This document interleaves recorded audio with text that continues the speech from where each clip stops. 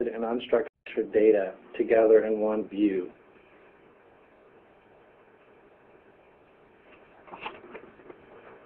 So business data is used in many different levels within an organization to drive business decisions.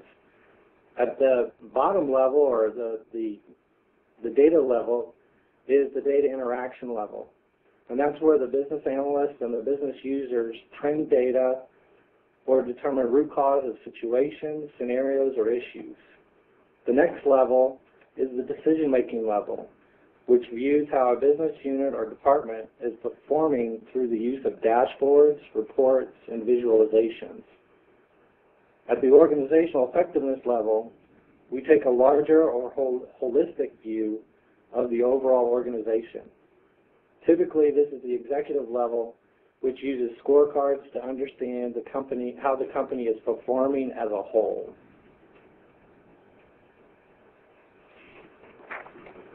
So the goal of business intelligence, as we've kind of already talked about, is to allow an organization to use their data to affect a more positive outcome.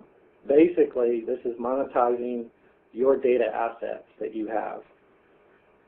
Microsoft's BI vision is to put the right information at the right time in the right format into everyone's hands through the use of tool sets that already exist on your desktop, such as Excel, Access, Visio, SharePoint. The ways to achieve this vision is to provide flexible ways to access the data, thus using Excel and Access, make sure that the data is trustworthy, reliable, and secure, which is a key component of business intelligence, and to provide a way to collaborate on this data or the results of the data through SharePoint. We use this data to reduce the time to make a decision to potentially achieve a competitive advantage. That's the goal of business intelligence and how Microsoft views it. So relevant information comes from everywhere, from the newspapers, spreadsheets, from scorecards, financial reports, all over the place. You can't always predict how an organization will collect, create, or distribute this data.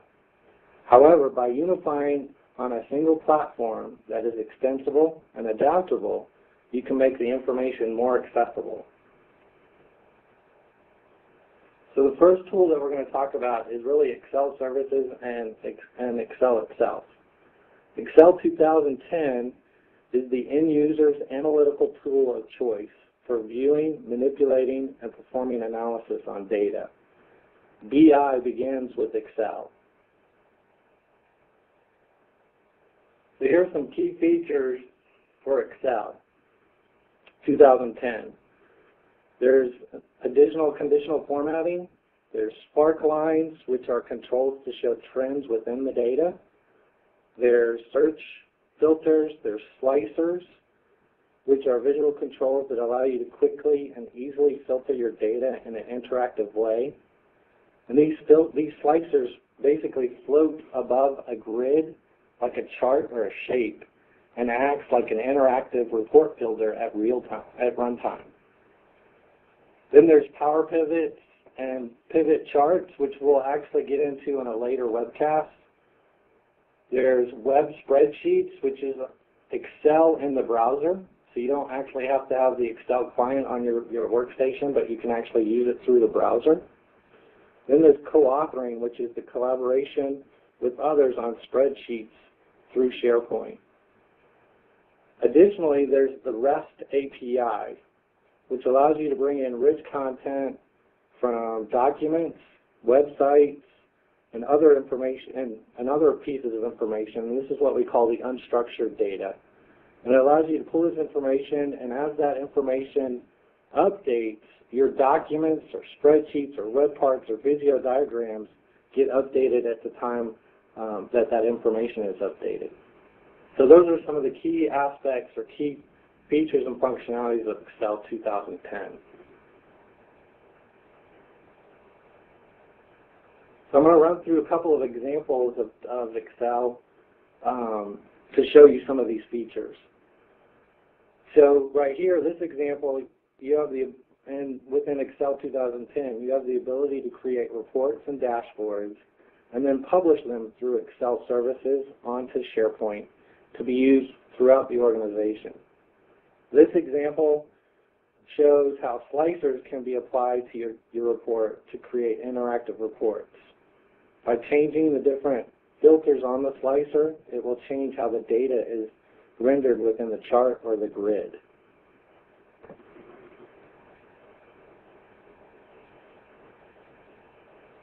Within a dashboard, you can also work with multiple sets or data sources and large data sets.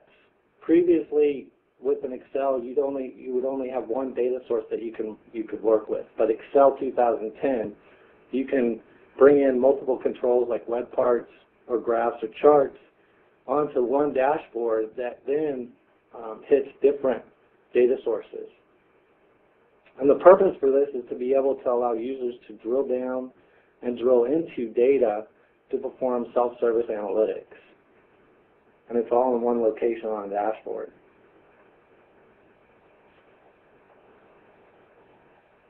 So within Excel and Excel dashboards, you can then publish to the web, to the internet. You can keep it to yourself if you'd like to, but it allows you to be able to share and collaborate with this information.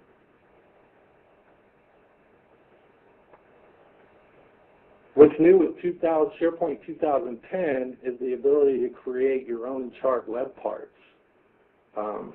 You'll be able to create the web parts and then publish those to others so they can use them on their dashboards, excuse me, or be able to use those and save them and create new charts as well. So these web parts can be tied to any SharePoint object, such as a list, an Excel services spreadsheet, or a data source.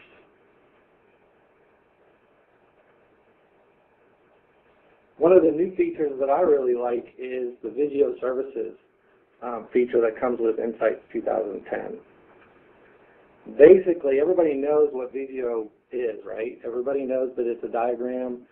It provides visuals on flow charts or analytical charts.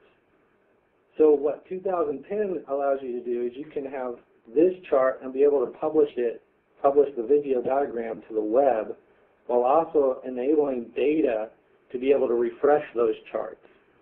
This example here is an example of a data center that lays out all of the servers, SAN devices, routers, databases, and underneath those, each one of those, or attached to each one of those objects, is a status of the health of that object. For example, we've got a SQL Server database, and we've got a SAN device that's actually in trouble, and that's why you see the red X. You can actually go through Visio Services. You can actually drill down into that database and find out what might be causing the problem. So it's a good way to be able to have a visual understanding of what's going on within your data center or within your organization. This is an example of a fault tree analysis diagram. And a fault tree analysis diagram is a logic block diagram that displays the state of a system in terms of the state of its components. And that's why you see on here the green and red lights. So the diagram is displayed within the browser, and it interacts with data points that are updated in real time. So as the state of a component is changed, it is automatically reflected on the diagram, very much like our previous example with the data center.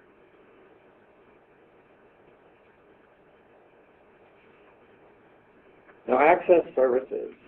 Many organizations, departments, work groups use Access in their daily jobs. Access databases pop up all the time. What's new within SharePoint 2010 and Insights is the ability to upload and manage these Access databases within the SharePoint infrastructure. This means that business users can still build robust and rapid develop applications while being managed in the SharePoint environment. So you still get your 24/7 support, you get your disaster recovery strategies all within the SharePoint, but now Access is in that infrastructure as well.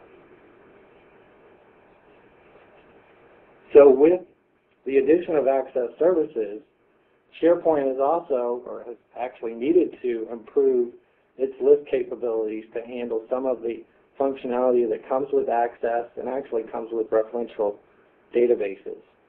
Some of these include lists now having the ability to do referential integrity, restrictions on inserts to a list based on some business rules or referential integrity, cascading deletes with lists, unique column constraints, data level validations, list query throttling to make sure that SharePoint infrastructure is not adversely affected by unnecessary usage or runaway queries. So those are some of the key things that SharePoint has done to allow access to come into their managed environment. So here's how it works. As an Access database, you can upload that into SharePoint. And what happens is the tables get uploaded into linked lists. The forms can get converted to ASPX forms. Reports get converted to RDL files. Macros get converted to JavaScript. And some of the business logic, or all the business logic, goes into SharePoint workflows. So with Access Services, another feature which is really pretty interesting to me is the ability to download an Access application that you've already uploaded into SharePoint, download it into your Access client so you can work offline. So for example, if you're traveling, you can download the data into an Access client, work on it on the plane. When you get back to your hotel or your client after you get to your destination, you can go back online and all the data that you played with and your database itself gets synced up to the Access database in SharePoint. So that's a pretty neat feature.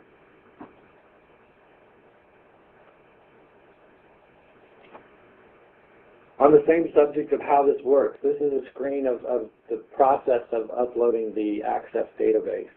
So basically, when you're in the client, the Access client, you'll go under File and then Share to be able to publish to an Access Services. And then what you'll do is you'll put in the URL of where you want that Access database to exist. So this just shows you some of the steps on how to upload that Access database.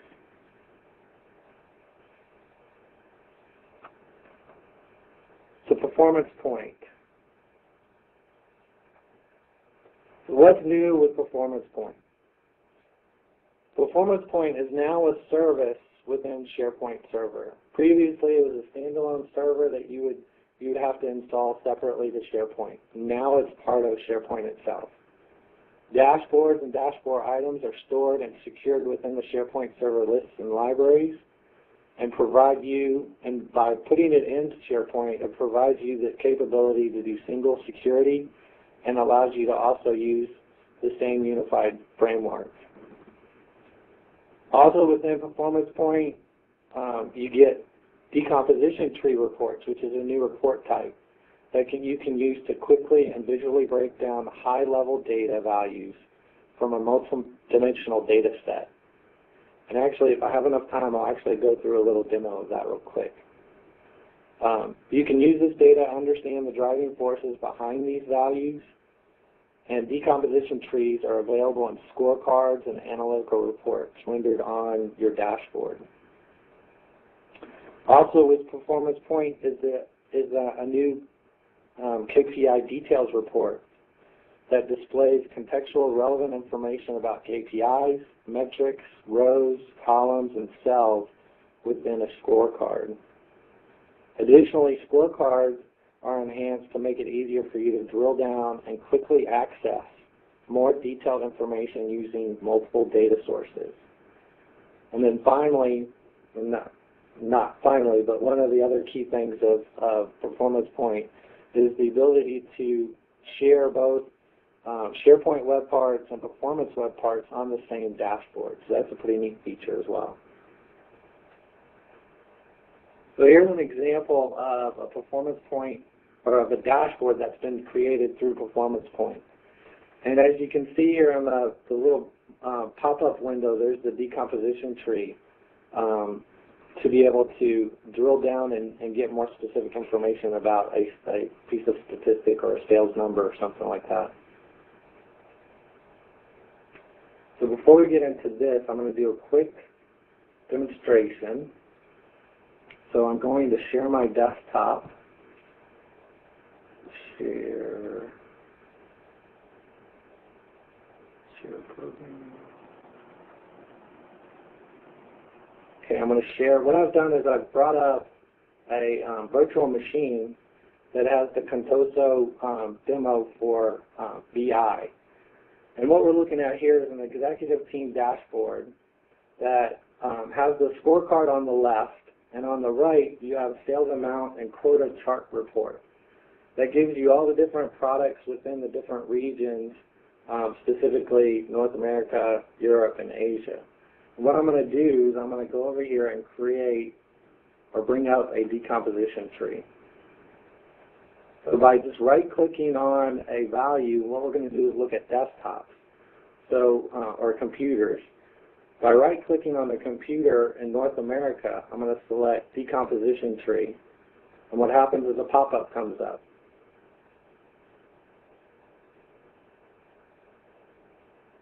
And this provides all of the computers that Contoso sells.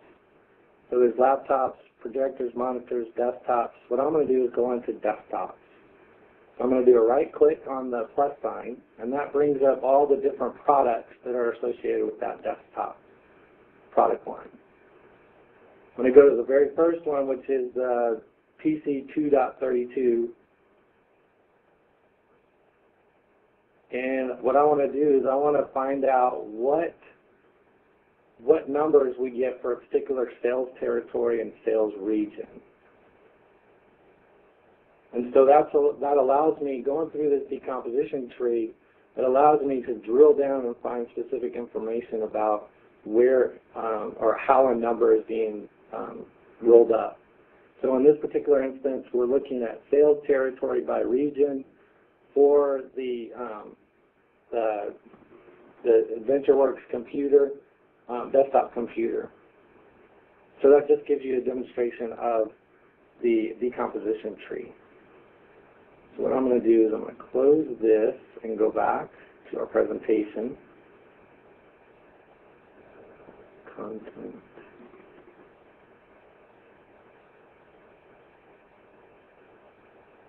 Get over. All right. So just to summarize, SharePoint provides users with the ability to create, access, and share business insights to effectively empower decision makers while keeping business intelligence ownership within the respective business units. This is done through, like we discussed earlier, done through self-service, through Excel and Access, which empowers all the users to discover and manage the aspect of their business with the right information at the right time. And you can do this all through a browser. You don't actually have to have the clients loaded on your computer. You can do it all through a browser. It also allows you, by interacting with the business community, you can easily find and work with structured and unstructured information within the same environment. So you can be able to pull information from news media or vendor websites or even competitive websites that pull information and be able to place that onto a dashboard. And then from an organizational perspective, you can share and collaborate using familiar tools to create and share information seamlessly. Using Access, Visio, Excel, be able to build dashboards, publish those dashboards, and let other people use them. So that kind of summarizes the BI insights. There are some additional resources if you have questions, and we'll get to questions here in a minute, but there are some additional resources about insights on the web. You can go to TechNet. You can also go to, for developers, you can go to MSDN. And for information for everybody, you can actually go to SharePoint.Microsoft.com. Within Google or even Bing, what you can do is you can type in Insights or Microsoft Insights, and you can get a large list of the new features within Excel, Access, Visio, SharePoint. So what I'll do right now is I'll open up to questions, but if you are interested in doing a BI assessment, we would love to help you out. We are offering some assistance in that as well. So if you are interested, you can always contact marketing at catapultsystems.com. Great. Thanks, Scott, so much for that presentation. We're going to take the rest of the time for Q&A. Please use the Q&A manager at the top of your screen. We are going to keep the lines muted, and type your questions into there. We don't currently have any questions, so please feel free to ask.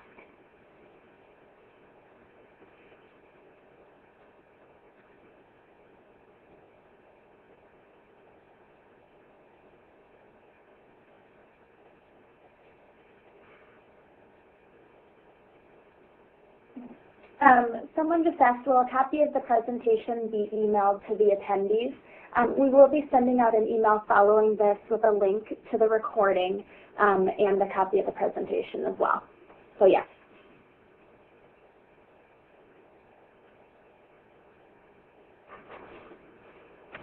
Any other questions?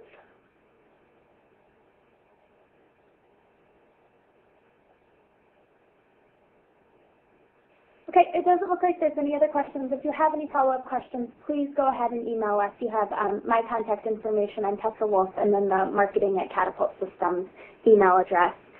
We do look forward to the next couple BI webcasts we have scheduled. A lot of you have RSVP'd for those as well. The next one is on March 30th, and then the following one is on April 13th. Again, thank you so much for attending. We really appreciate it, and get in touch with us if you have any questions. Thanks so much.